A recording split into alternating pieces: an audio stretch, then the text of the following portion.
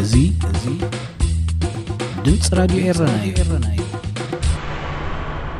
ኤርትራ ካብ እትርከበን 10 ሃገራት ዝተወከሉ 9 ተቀዳደምቲ ዝወዳደሩሉ ዙር ጋቦን 23 ጥሪ ክጅምር እዩ። ኣብ ኤርትራ ዞባ ማእከል ሕማም ሽኮርያ ብ43 ሚታዊት ከም ዝወሰኸ ሚኒስትሪ ጥዕና ኣፍሊጡ። ኣብ ሰሜን ኢትዮጵያ ዝተኻየደ ውግእ ኣሳት 600,000 ሰባት ከም ዝሰቐትሉ ልኡኽ ሕብረት ኣፍሪቃ ገሊጹ።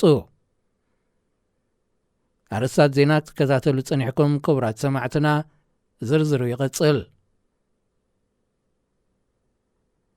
ኤርትራ ካብ እትርከበን 10 ሃገራት ዝተወከሉ 9 ተቀዳደምቲ ዝወዳደሩሉ መበል 16 ውድድር ላ ትሮፒካል ኣሚሳ ቦንጎ ዙር ጋቦን 23 ጥሪ ክጅምር እዩ።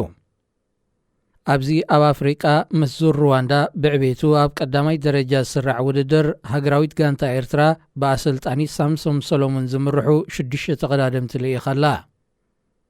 ኣብዚ ውድድር ኤርትራ ትርከበን 10 ሃገራውያን ጋንታታት ካብ ኣፍሪቃ ካብ ኤውሮጳን ካልኦት ክፋል ዓለምን ዝመጻ ድማ 3 ፕሮ ኮንቲነንታልን 2 ኮንቲነንታልን ክለባት ክቀዳደማየን።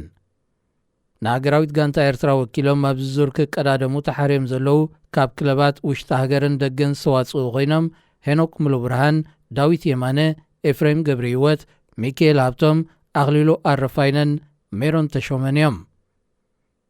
ብዘይካዚኦም ናትናኤል ብርሃነ እውን ናይ ቱርኪ ኮንቲነንታል ክለብ ብምውካል ኣብ ዝቕድድም ክሳተፍ እዩ።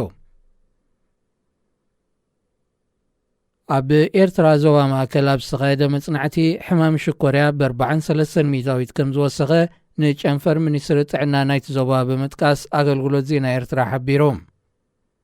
እቲ ጨንፈር ኣብ ዘቕረቦ ጸብጻብ ኣብቲ ዞባ ቅምሳዊ ተፍትሽ ጸቕጢ ደም እውን ብ18 ሚታዊት ከም ዝወሰኸ መልኪቱ። ኣብቲ ብ11 ጥሪ ዝቐረበ ገምጋም ኩነታት ጥዕና ዞባ ማእከል ጠንቂ ልዑል ወሰኺ ሕማም ሽኮርያን ጸቕጢ ደምን እንታይ ምዃኑ ኣገልግሎት ዜና ኤርትራ ይጠቐሰን። እዚ ምስ ኩነታት መነባብሮ ኣመጋግባን ተወርሶን ዝተሓሓዘ ሕማማት ብደረጃ ዓለም ብልዑል ናህር እናዛየደ ይመጽእ ከም ዘሎ እዩ ውድብ ጥዕና ዓለም ዘጠንቅቕ።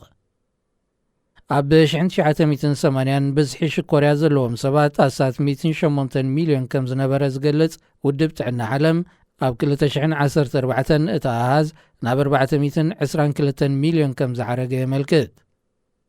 ብመሰረት ጨንፈር ሚኒስትሪ ጥዕና ዞባ ማእከል ዘቕረቦ ገምጋም ኣብ ኤርትራ ከም ሽኮርያን ጸቕጢ ደምን ዝኣመሰለ ሕማማት ብልዑል መጠን እኳ እንተወሰኸ ከም መልከፍቲ HIV ኤድስ ዝኣመሰለ ሕማማት ግና በንጻሩ ብልዑል መጠን ይቕኒሱ።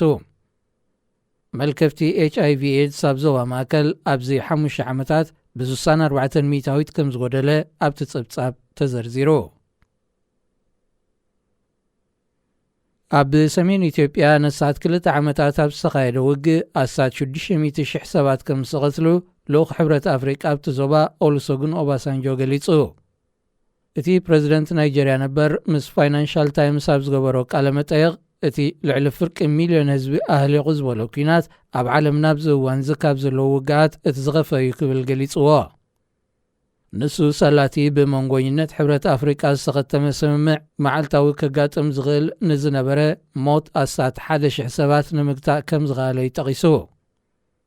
ኣብ መንጎ መንግስቲ ኢትዮጵያን ሕወሓትን ብ2 ሕዳር 2022 ኣብ ዝተኸተመ ስምምዕ መራሒ ናይታ ብሕብረት ኣፍሪቃ ዝተመዘት ሸምጋሊት ጉጅለ ዝኾነ ኦባሳንጆ ኣቕሪብዎ ዘሎ ኣሃዝ ኣብ መንጎ ኢትዮጵያውያን ኣዘራራቢ ኮይኑ ኣሎ። ኮሚሽን ሰብኣዊ መሰላት ኢትዮጵያ ብወገኑ ብዝሒ ግዳያት እቲ ኩናት ኣብዚ እዋን እዚ ብልክዕ ክፍለጥ ከም ዘይክእልን ንሓዋር እውን ከይተፈልጠ ክዕበጥ ከም ዝኽእልን ኣሚቱ። ዜና ኣብዚ ይፍጸም። ሬድዮ ኤረና ሬድዮ ኤረና ካብ ከተማ ፓሪስ ዝመሓላለፍ ብኤርትራውያን ጋዜጠኛታት ዝዳሎ ነፃ ሬድዮ እዩ።